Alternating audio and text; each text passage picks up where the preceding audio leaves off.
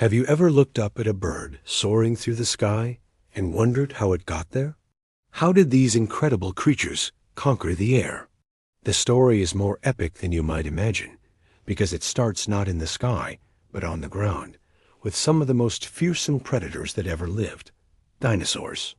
That's right, every bird you see today, from the tiny hummingbird to the majestic eagle, is a living dinosaur. It's a mind-blowing concept, but the evidence is overwhelming. So let's rewind the clock, way back to the Jurassic period, about 150 million years ago, to meet the ancestors of our feathered friends.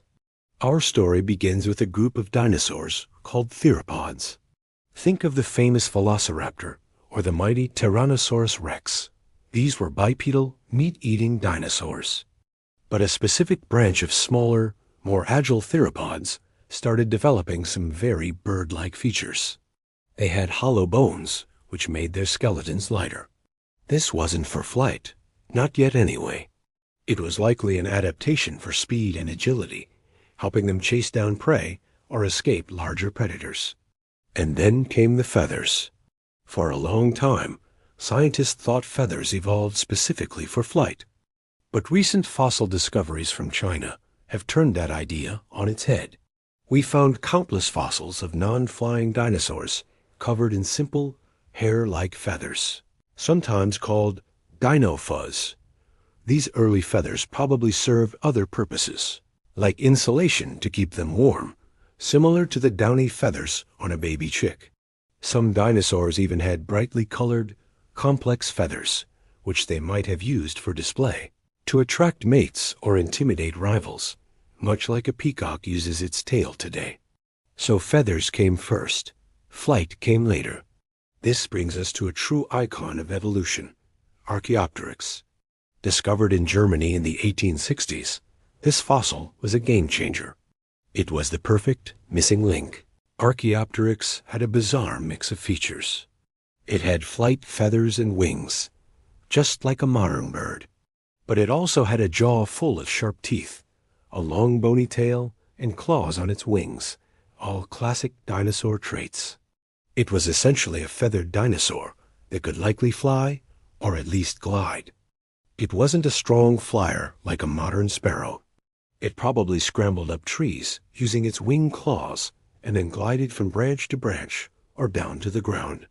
It was a crucial intermediate step.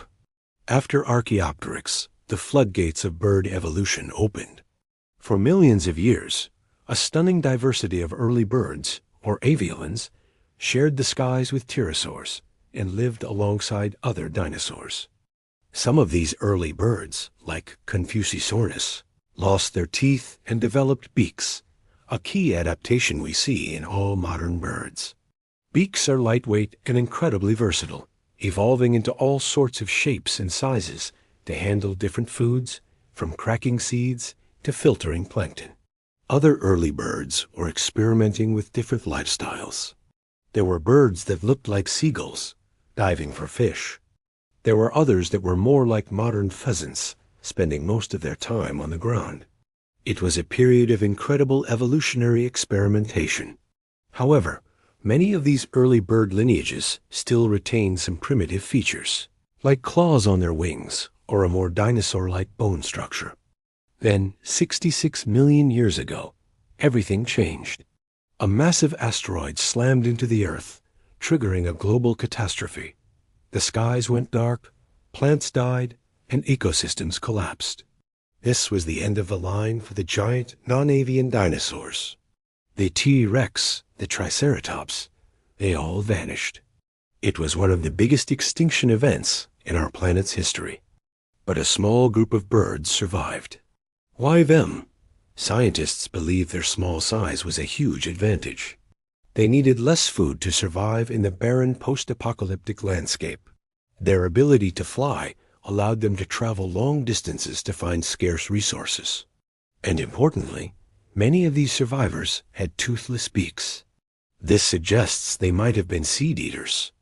In a world where forests had burned down, seeds could lie dormant in the soil for years, providing a crucial food source when nothing else was available.